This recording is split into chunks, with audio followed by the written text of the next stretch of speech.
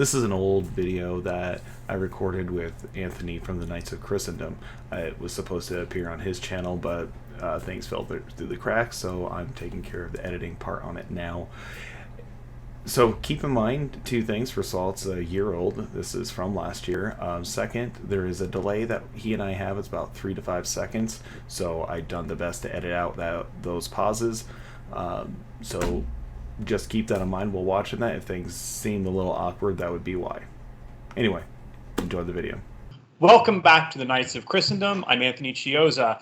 And tonight we're having kind of our Knights of Christendom Halloween special, I guess you could say. And just to get it out of the way right now, since we're going to be talking about more important topics concerning paganism really rising in the United States, just so everybody knows, All Hallows Eve, that actually belongs to Catholics, okay? As a matter of fact, Josh, I don't know if you've read into this, but Samhain Day, that supposedly the Druids, it was their Halloween.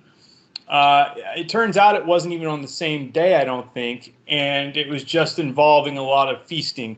As a matter of fact, everything Catholic, from vegetable carving to masks, skulls, skeletons, trick-or-treat, all Catholic tradition, nothing going back to the Druids at all there. Right. Yeah. As far as like the trick or treating is concerned, I did actually know about that one. A lot of that came from the idea of it was to encourage children in order to actually start praying. So they would ask for these soul cakes, which by our standards today kind of don't taste very good. But they would do that in reward to pray for people, as they would go door to door. Absolutely. And it was about giving to the poor as well, is really what that involved. So now that that's out of the way, I want to welcome you back, my friend. It's been a while since I've seen you here. I mean, it's been about a year, I think, since you've been with us.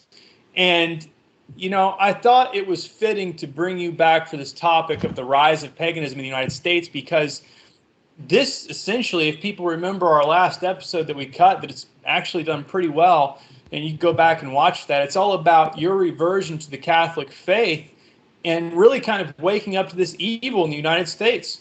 Yeah, it's pretty much what it was. It was me realizing that there was something off, whether it was spiritual or not, but that there was at least people out there who actually really did believe in all these things. So it made me actually want to think about it, plus, with other factors in my life. But I think that's kind of what at least made me more open to the idea. I'd encourage everybody to check out Josh at Why Does God Matter?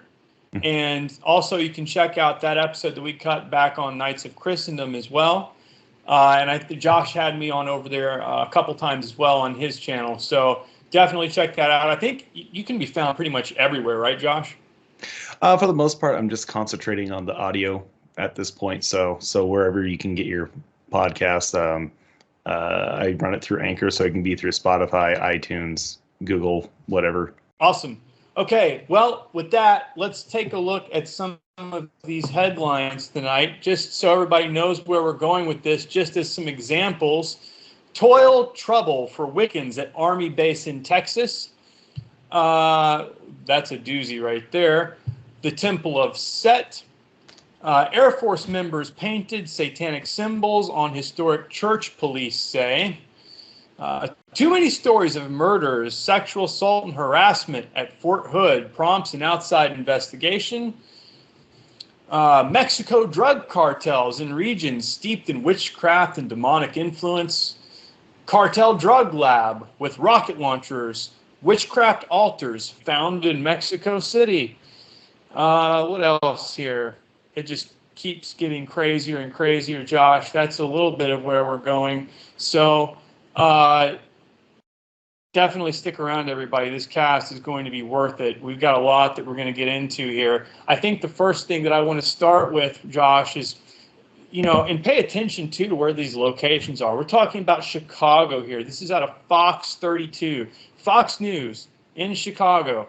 This is from last year. Witchcraft becoming popular quarantine hobby. If you wish the year 2020 would just be over already, there's a spell for that.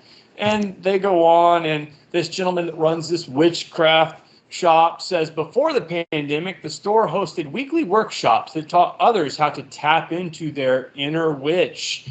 Now those gatherings have become much smaller and oftentimes outdoors. The store has attracted everyone from folks living nearby in the city to suburban housewives looking for a little control. When asked if anyone from the spirit world has hinted at when this pandemic is going to be over, well, we'll leave that at that. But the main portion of this here is the idea of power and control. He specifically mentions that, Josh. And I believe, just hearkening back to our initial interview, wasn't it the power and the control that kind of got your attention? Like, these people actually believe this. Yeah, that's just it. It's like, like, excuse me, laughing a little bit throughout all this, but it's because I still find this really silly, because I don't know how much they actually do believe. Because interesting enough, when I first started trying to make YouTube videos, I mean, this was before I came into faith, I made an episode about witches trying to put a hex on Trump after he first got into office. They were trying to ruin his presidency, and that was one of the first things I did. And I did the video mockingly. I've long since took it down because it was one of my first works. It was terrible, but so it was basically. But from what I looked into, it's like, wait, I realized these guys are actually serious. It's part of, maybe what me open my eyes to it, because it's hard. It's still hard for me to believe it. Yeah, I mean, I think it's hard for all of us to believe. At least I know there have been some traditional Catholics that I know personally that have had experiences with types of demonic attack, hexes, these types of things that you have to be careful about. The interesting thing here is they do actually believe this. One of these gentlemen that's involved in this witchcraft secrets over on Pathos, he's got a blog over there, and he talks about how, quote, most of us who believe in deity have probably been here before too. And when it happens, you know it. There's a huge difference in the circle when Aphrodite shows up and when she doesn't.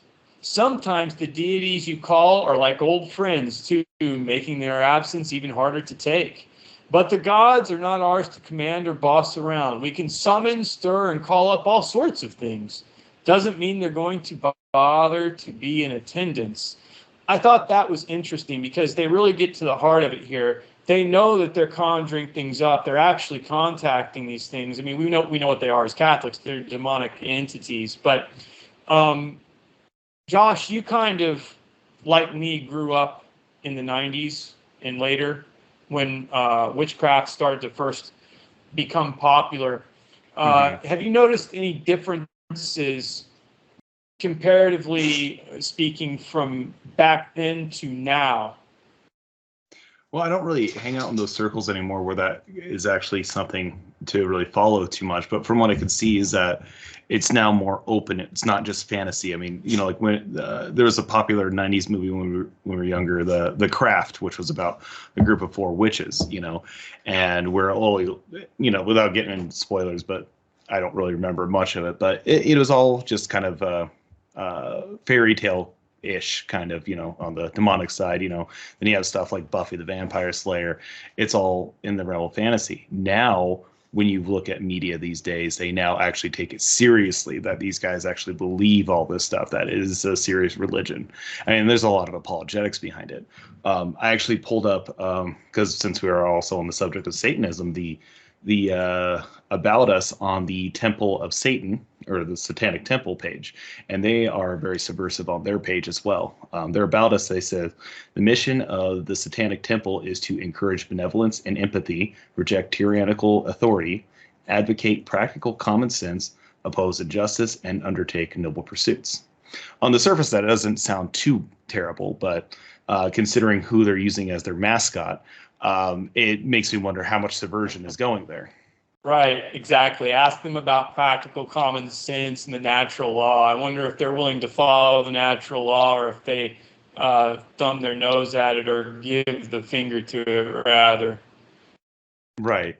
And that's kind of the thing about it, is that from my understanding, as far as what they're projecting to for everybody else with the Satanic Temple is like the Anton LaVey Satanists. You know, the I think that's the Church of Satan. It's a little different. I don't know, but I think it's just more of the name. I mean, anyway, point is that it's more about self-indulgence and basically seeing yourself as your own god is the best way of putting it, which at its core really is what Satanism is. If you really think about Adam and Eve, that's what the snake sold to Adam and Eve, is that you can be above God essentially by eating the apple. Absolutely. And I don't want to digress too much, but that's the same central concept that you find basically hidden within the Eastern religions as well. There's a lot of overlap with, we can find those places ecumenically speaking where Catholicism does overlap with some pagan thought, just as Paul did in Scripture. But when you get to the heart of these Eastern religions, it boils down to the same thing. You are God. We're not talking about the Holy Spirit dwelling inside of you. We're talking about like your God self or something equivalent to that, roughly speaking. So absolutely on spot on there, my friend. Quote, number of witches rise dramatically across the United States as millennials reject Christianity. The number of witches and Americans practicing Wicca religious rituals increased dramatically since the 1990s, with several recent studies indicating there may be at least 1.5 million witches across the country. A Trinity College study conducted in 1990 estimated only about 8,000. So we see this big rise in the occult over this time span. And I think the one thing that I would say is that it's become much more serious now. And I think back when we were younger, obviously it would be like, yeah, you're into, you're a Wiccan, sure, like you would hear people talk that way, and you'd just kind of laugh at those people. It was fairly prominent, I guess, among kids at that time. Mm-hmm. But there's something a lot darker here, a lot more sinister that started to happen. And this again relates back to our previous cast where you got into specifically the spirit cooking. Well, I wouldn't say I got into it, but basically it was learning about it. Well, yeah, no. Yeah, you are actually participating. No.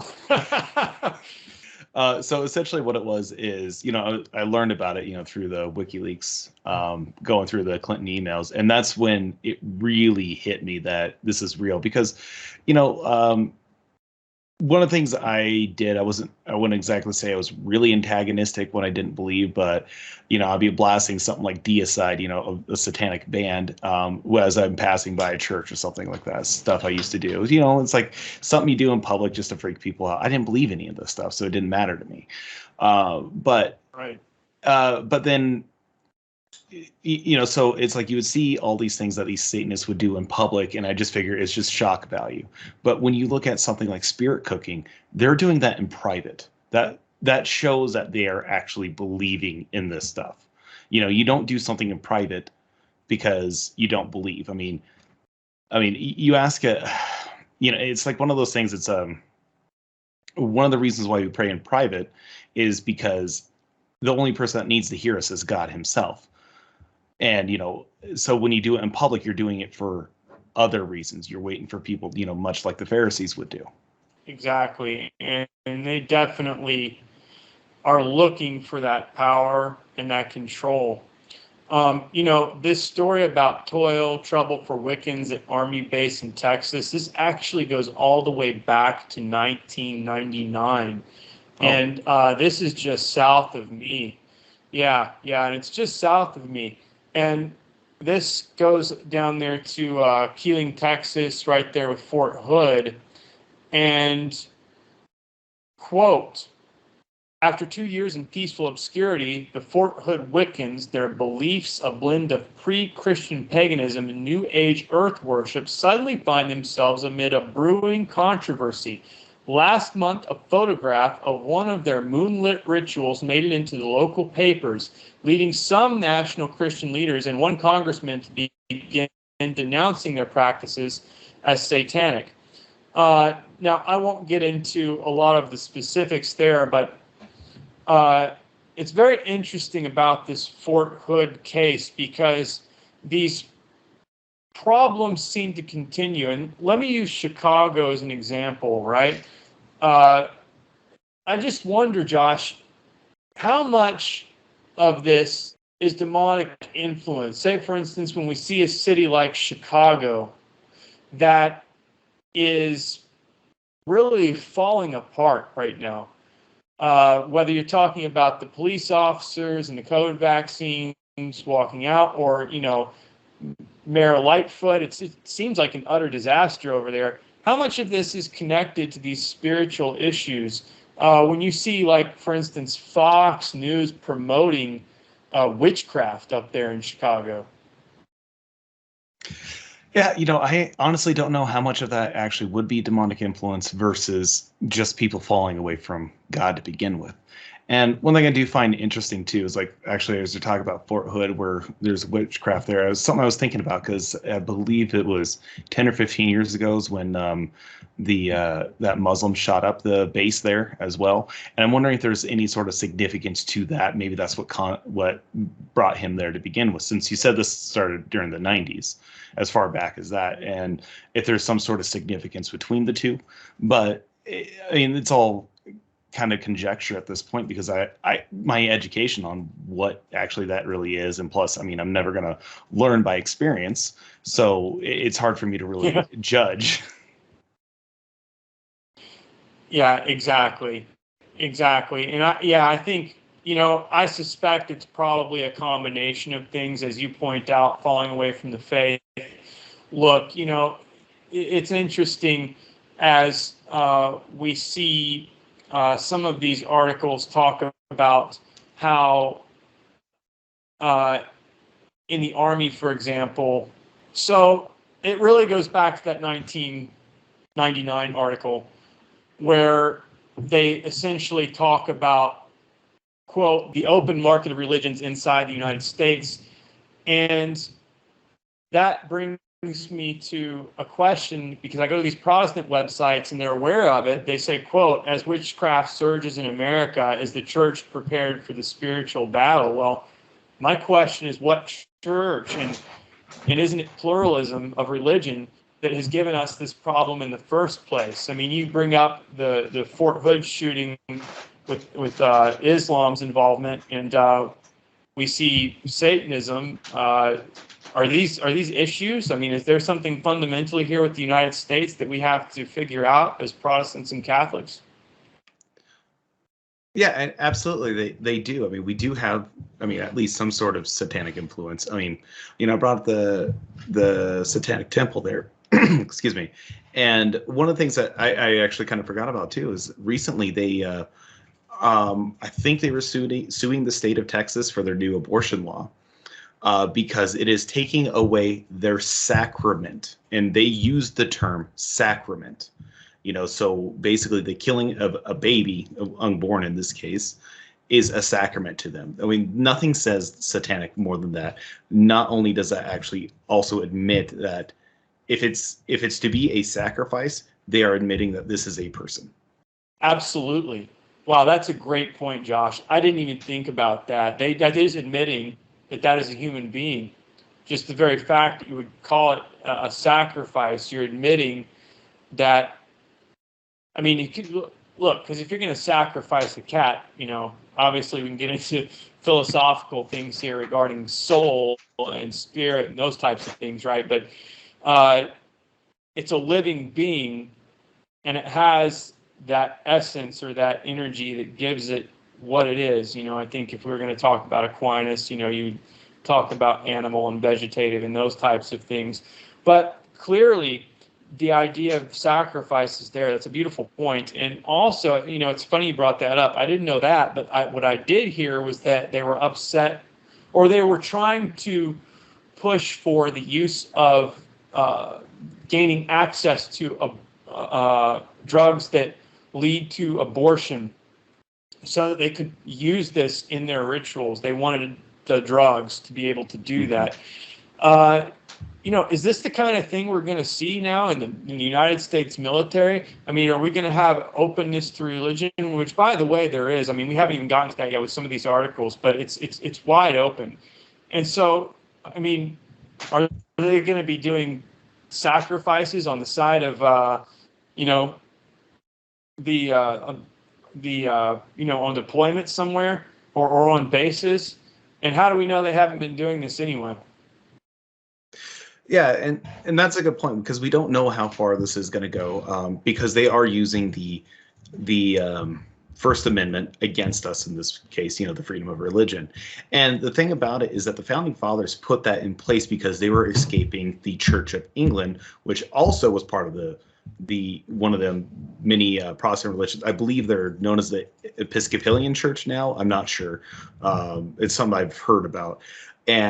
But essentially they were trying to escape that, which was basically a state-run religion, which, I mean, I agree in principle, no state-run religion. We keep bringing up, the separation of church and state. Any atheist will do that. And they keep saying, keep your church out of the state when it's supposed to go the other way around. The state shouldn't be interfering with religious purposes.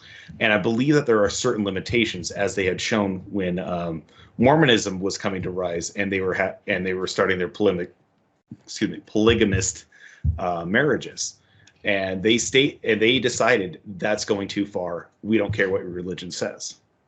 So there is a certain limit. It's just where is that line, especially when you're talking about their sacrament being child sacrifice. Obviously, we're going to draw a line there. It's interesting you bring that up because I've thought to myself constantly, we always talk about this on this channel, that we at least need a confessional state. As Catholics and Protestants, we need to get together and decide, okay, well, what are the top 10 points of the faith? We have to follow natural law. We have to get rid of anything that is against that, period. Because I don't see how we can function this way as a society, because it seems that religion itself has become democratized, and it leaves a power vacuum, really. I mean, if we're going to say that there's no state religion, or at least that the state doesn't recognize Jesus Christ as king, well, what fills that void? There's only one thing that's going to do it, right? Right, which would basically be self-indulgence at this point, because I think that's one of the reasons why I also came back, is that's all I had left was self-indulgence at that point. As what is there if that's all there is to life? I mean, it just seemed meaningless to me. So you're going to fill that void with something to give your life meaning, even if it's not the right answer. And so I don't know, maybe it's just because there's a constant struggle, because, really true Satanism, as you would think it, or as the movies would portray it, where you have idiots in the graveyard trying to summon Satan himself or whatever. That's how it's portrayed. Obviously that's going to be very unpopular. But if you sell it in this, in the way that we're just trying to make sure that Christians aren't going too far, it's a little more palatable, because that's really what the Satanic Temple is really about. Is they're the ones who fight. It seems like their mission was kind of inspired by the idea of this flying spaghetti monster, that kind of thing, to keep religion being taught in schools. Right. Yeah, exactly. I mean, you have to wonder about that as well, because then, the school issues, I don't want to tread down that path. Sure. We'll get way into the weeds on that. I'll start talking about that forever. But let's get into the Temple of Set, because this does get into the military issue. The Temple of Set is an occult initiatory order founded in 1975, a new religious movement and form of Western historicism. The temple espouses a religion known as Satanism, whose practitioners are called Satans. This is sometimes identified as a form of Satanism, although this term is not often embraced by Satans and is contested by some academics. But when you hear who established the temple, it was a political scientist and a high-ranking military officer who was also involved in psychological operations, and he broke away from Anton LaVey's Church of Satan. So right away you know that this is something that is somewhat sinister. And if you follow this path long enough, you come across some really weird stuff. You go down a rabbit hole. There's things I can't even confirm yet. But I think the very fact that we have that information and we know that this temple exists and we've had these other issues, it really kind of drives the point home. I mean, where exactly are we going with this? And then you see that these people, they don't even really respect religion because, again, this headline from not that long ago, this may have been, when was it? Let's see. Yeah, October 13th, 2017. Crazy. I remember like it was yesterday. Air Force members painted satanic symbols on historic church, police say. Of course, this happened in South Carolina. They were from a U.S. Air Force base there. And so, when you have these satanic images being spray painted on a church, now we've moved out of the realm of freedom of religion. What exactly is this, Josh? Well, before we go into that, one thing it caught my attention. You said that it's they call themselves the Setites or Setists. Well, what's interesting is that Set is actually an Egyptian god in the Egyptian mythology. He is the god of desert storms, disorder, violence, and foreigners in ancient Egyptian religions. I'm pulling up the Wikipedia page here about that, and so it seems that that's the object there, is to bring disorder. Right. It's pagan worship. Absolutely. It boils down to pagan worship. And again, I don't know where we go in this country if we have a military that for the last 30 years, at least it seems, maybe more, has had active occultism. Is it any wonder we see the problems we have now with the wokeism in the military?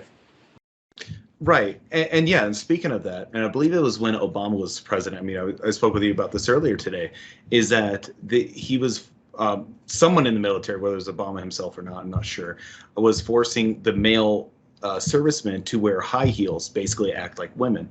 And, which is, I guess, would be kind of like, I don't know if it really would be satanic, but I guess it kind of is. But it brings back the imagery. I started thinking about it after that conversation too. Is I don't know, you're a little bit older than I am, so you probably didn't watch the Powerpuff Girls when it was on Cartoon Network. But one of the characters,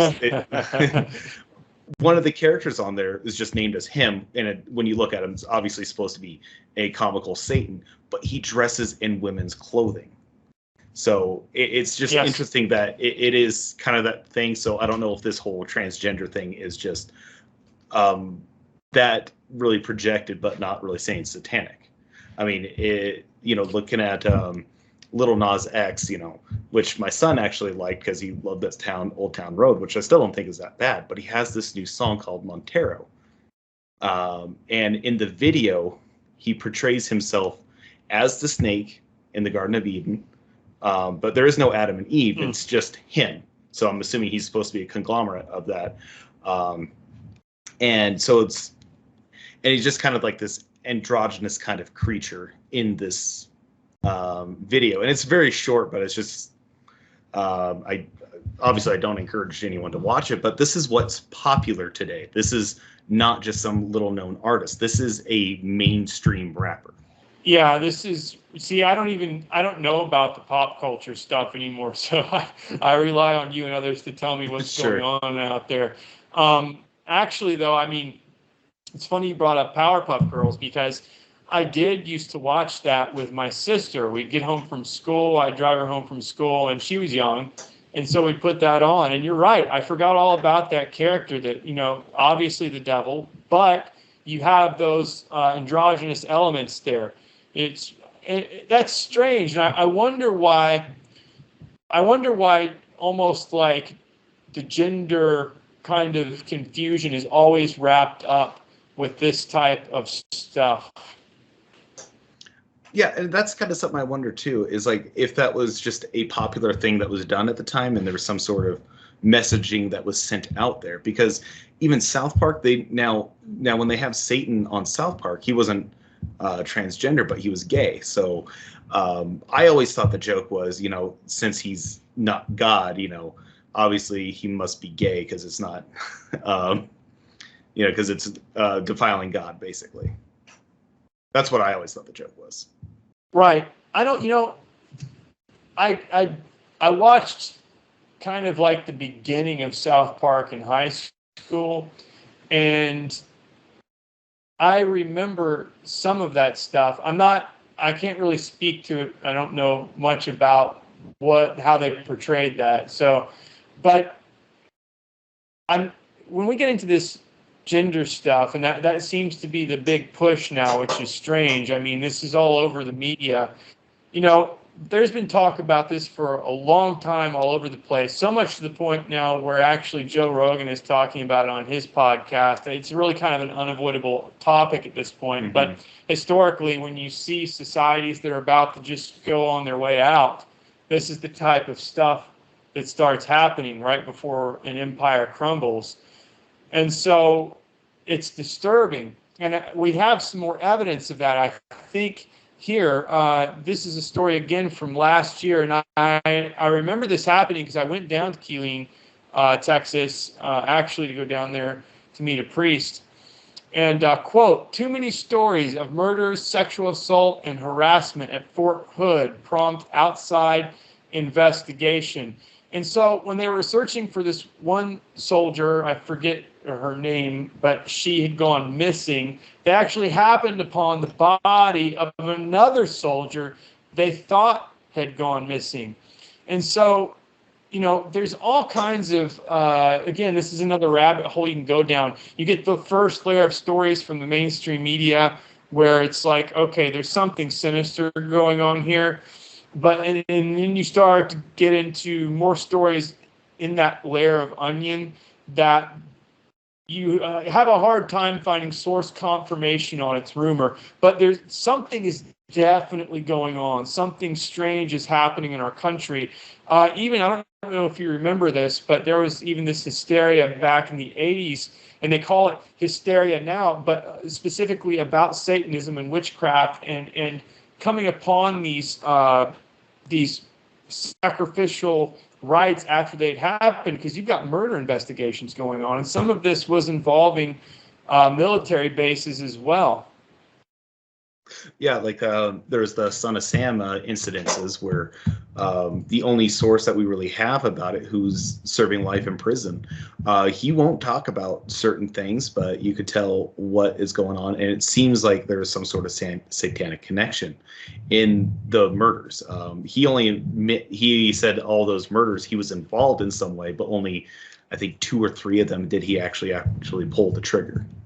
And what year was this from? This is This was in 1976, and actually, no, it is not the Zodiac killer. David Berkowitz is the man I was thinking of. But so the Son of Sam killings, it seemed when they first started off, were inspired by the Zodiac killer.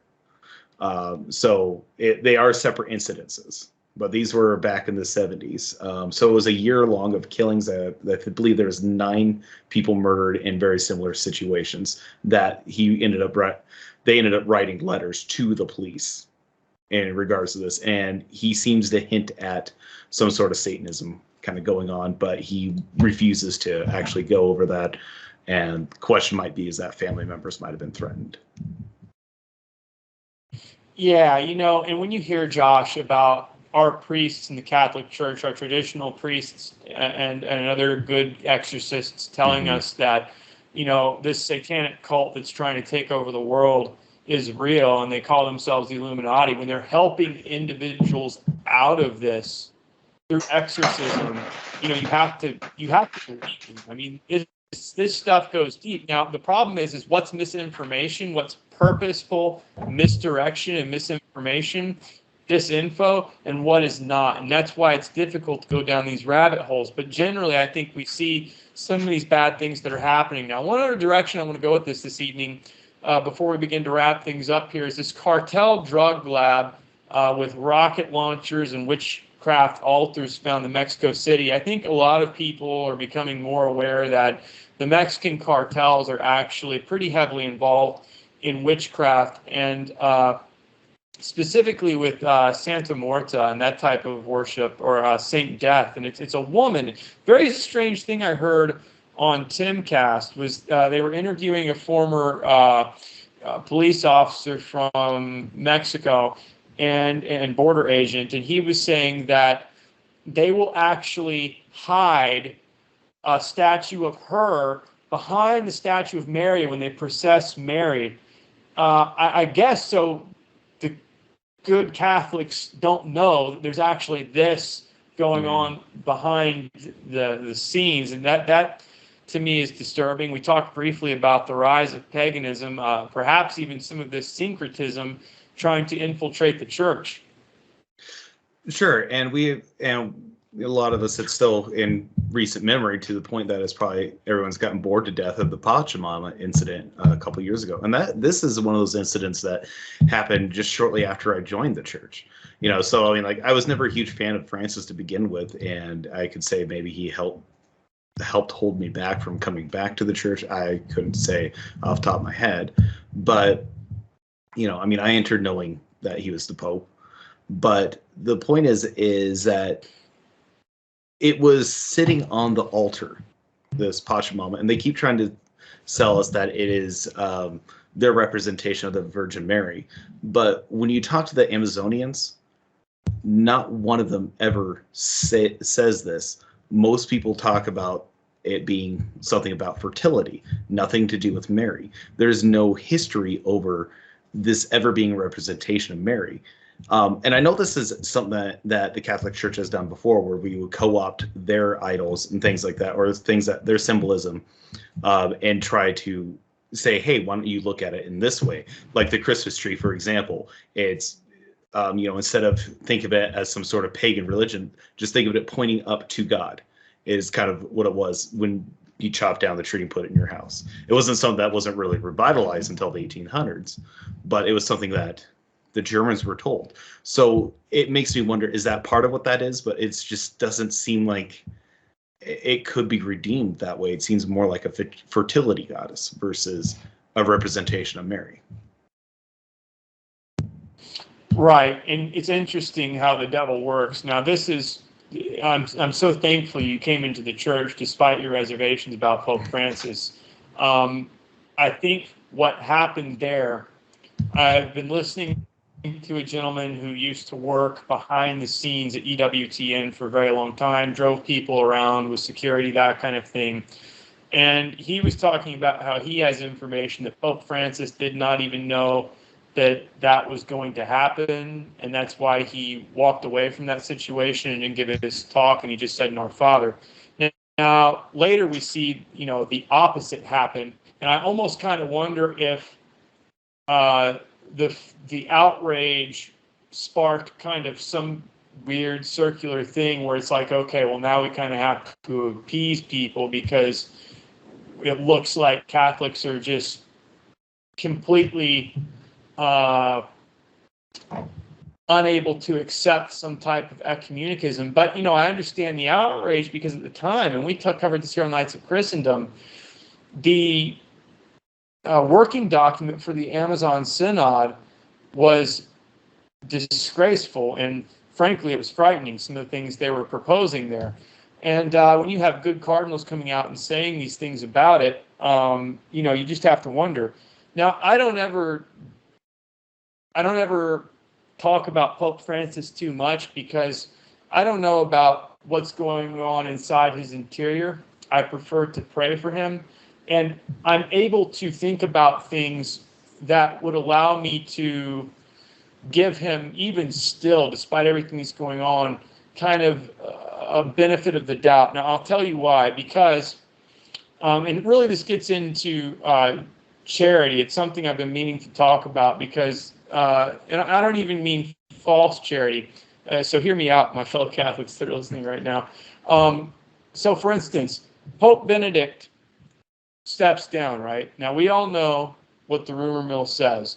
He finds all of this basically disordered lifestyle infiltration, Lavender Mafia, into the church, gets this big dossier.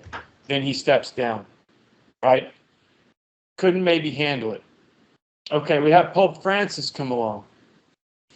Now, he obviously is going to have access to the same information. And I think just because maybe St. Galen's Mafia had something to do with getting him in potentially, that doesn't necessarily mean he was involved. It just means that they liked him. Now, we've seen him come out and say some incredibly orthodox things where some traditionalists, their jaws kind of open when they hear it because they're like, wait, what did he just say? I wonder, Josh, if it's not a case of what us Italians know well from The Godfather. That is, keep your friends close, but your enemies closer. And so that's what I think of as charity in my mind. Perhaps that's why some of these guys are being elevated. Maybe he's giving them enough rope to hang themselves. Well, I definitely hope you're correct, because it just, to me, it just seems like a lot of these things is, a popular, Protestant saying is, what would Jesus do? And it helps them when they look at Francis, say the opposite of what Francis is doing, is kind of what it seems like. Now, I mean, I'm not trying to really say what's in his heart, obviously, but it seems like he's causing scandal. Because it does look bad. I mean, it's, when I first started doing this, I was trying to do apologetics, but like, how do I apologize for, like, literally apologize for Pope Francis? Because he doesn't seem to be acting in accord. Well, yeah, like for instance, with Father Martin, you would have hoped for a public rebuke, right? Or with Nancy Pelosi, you would have hoped for a public rebuke. And, I hope these things have been done privately at least. And again, I don't know what it's like to be in that position as Pope. I don't know what's going on right now. We've had so much problem with communist infiltration into the church, with really this whole thing that we're talking about. With really, it boils down to infiltration tactics being used by military intelligence and intelligence agencies. They've infiltrated the Orthodox Church during the time of communist Russia. They've infiltrated our church, and so, I mean, let's say, if we give Pope Francis the benefit of the doubt, and let's say he's not one of these guys, how do you play it? How do you play it to get the church on track, to also defeat these enemies that are in there? I have no idea. I don't know. And that's why in charity, it's like I can't go down certain paths with this, which is why I've pretty much remained silent about it for the most part. We'll probably lose like 1,000 subs now, but whatever. But I mean, the thing is like, I'm looking at the catechism, and I just believe so strongly in the catechism giving us reason to think charitably about people's actions, and then also to have such strong faith that the church is not going to fail no matter what happens. So I'm glad you came into the church, brother. Just one last thing I want to say about that too is that like, despite all of his wrongdoings, even if like every conspiracy theory talked about him is absolutely true, God still will protect the church. He still has not infallibly taught something that's in contradiction to the church. He only acts as such, and the only things that he seems to actually be doing that could be interpreted as infallible are things that are bettering the church. Things like if a bishop even attempts to ordain a female priest, there is an automatic excommunication involved with him as well as the would-be female priest. But obviously that's an oxymoron. But so there's things like that. I mean, that he is doing correctly. So it's not like there's no good that he's doing. There is certain things that he's doing, and so, but either way, we've had popes in our past that have murdered people. We had a pope that sold the papacy, demanded it back, and then sold it a second time. We've had some really bad popes. So it's like, looking down at it, could Francis be our worst pope? It's only because we're in the media age could we ever say that, because he's constantly having a camera, and I believe, and I pray mostly that our next pope just stays out of the limelight. I have to agree with that. And yeah, I think it's smart to say they stay out of the limelight. I think popes now need to take a back seat. They need to kind of go back to the way things were. It's funny that you bring this up because this is exactly, I was going to cast on this, but we may as well talk about it right now. There's an age called the Dark Age of the Papacy. It was in the early 10th century. And during that time, the papacy was bought and sold numerous times. Okay? Now, that doesn't change the charism the magisterium has. Okay? The gates of hell can't prevail against the church. It never has.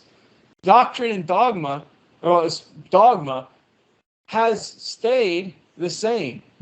Interpretation of Scripture has stayed the same. I mean, we can have new revelation, not revelation, excuse me, wrong wording. Revelation is over, but we can have a deeper understanding of mystery and that don't contradict the truth that's always been the truth. It serves to exemplify that truth. So there can be revelation in that sense, like something new that we discover. Catholics have got to stop freaking out. Take a break from Facebook. Take a break from social media. It's not the end of the world. We've been through worse, and the church has always been the spotless bride of Jesus Christ, and it's going to remain that way. You just have to trust that charism of the magisterium. That look, as the laity, we're not influenced by the Holy Spirit the same way. The Holy Spirit is guiding the magisterium in a very special way. So, yeah, I thank you for bringing that up, because that's just something that people really need to begin considering and looking back at Catholic history. We've been through a lot of crazy stuff, and you know what? That's when you grab onto the crucifix and you stay Catholic. Sure, and I believe that century you're referring to is, look up the Theophylactus family, and this was back before our priests were still allowed to marry and have children. So it was their family that ruled the papacy for 100 years. 100 years is quite a long time. So yes. People should consider that. All right, so just to wrap this up, I think we didn't get a chance to get too far into the occult inside of the cartel system, but let's just say that it's very prevalent, because it is. And I guess my final question, Josh, regarding that is, when you see ties to drug running between our country and Mexico, and you see politicians entangled in this, we've even seen intelligence agencies entangled in this. I believe, I don't know if it was the early 2000s or if it was the 90s, a whole plane came down. I won't say what three-letter agency was running that plane, but it was full of cocaine. Mm-hmm. So, I mean, there's these connections here. Is it possible that what we've seen with the democrats, not to play completely into partisan politics, because I don't, here at Knights of Christendom, we're all about getting through that left-right paradigm and looking at Christendom and natural law, but the democrats, do you think, is the occult underlying all this stuff that we're seeing in the military with the cartel, intelligence agencies? Is there some connection here? Speaking of the democrats, and I think at least as far as like the ones that we see most likely definitely have something to do with it, especially when you look at like Pelosi and Biden, for example, who are publicly for abortion and are still taking communion, things like that, things that the priest should be denying him, and yet even some of our most outspoken archbishops and even our Pope has said, no, we'll do it, it's fine. But it's when it comes to something like that, there might be something to it. But the party in general, no. I think it's just you have the crazies running the asylum right now. is basically what's going on, at least in the Democratic Party. I would have to say when we were growing up as kids, the opposite was true for the Republican Party. It's just who they're aligning themselves with right now, what these crazies are finding. So it's like, I'm not demolishing the entire Democratic Party, but the ones that we hear from the most are the ones that make me feel like I can never vote Democrat ever again. See, and those are good points. And I think that, we do have to acknowledge that there are some Democrats, obviously, that would not be involved with those kinds of things that seem to be happening underground. And at the same time, we would have to acknowledge that there's probably some Republicans past, potentially that have been involved with this from what we can see. Just as far as Skull and Bones and those types of things, and involvement with, for instance, the Bush family. Okay, it doesn't really matter if there's an R in front of your name or a D in front of your name.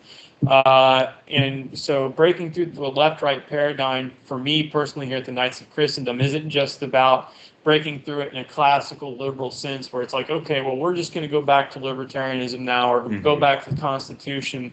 I think we've hit a watershed moment in this country where it's like, look, we've got to figure something out. Obviously, pluralism isn't working. We've got Satanists, we've got Islamic attacks, we've got, people literally murdering babies in utero as a sacrificial rite, where they actually are, as you rightly point out, it's absolutely blasphemous. They refer to it as a sacrament. No, it's not. And so, but it all seems to descend to this, right? You look at other pagan cultures, it's always pyramids and ripping people's hearts out. I mean, it doesn't seem like it was just happening in Mexico. I'll let you have the last word here, brother. What is it about these dark elements that keep rising over and over again, and we seem to be on this kind of cyclical ride where this type of evil just keeps popping its head up? Honestly, even the only way it makes sense is that we just have to see a decline in the faith of God. And when you read the Bible, you just read through Kings and Chronicles. It's nothing but this king did what was great in the eyes of the Lord, and things are fine. This king did things that were wrong in the eyes of the Lord, and set up all these pagan idols. The next king said, okay, do away with those idols. The next king, we're going to put them back up. So it was constant idolatry. It was constantly going back and forth. So it's something that we're going to constantly see. And this is just a pattern that we're going to see right now. We're just in the part where we're doing things that are evil in the sight of the Lord.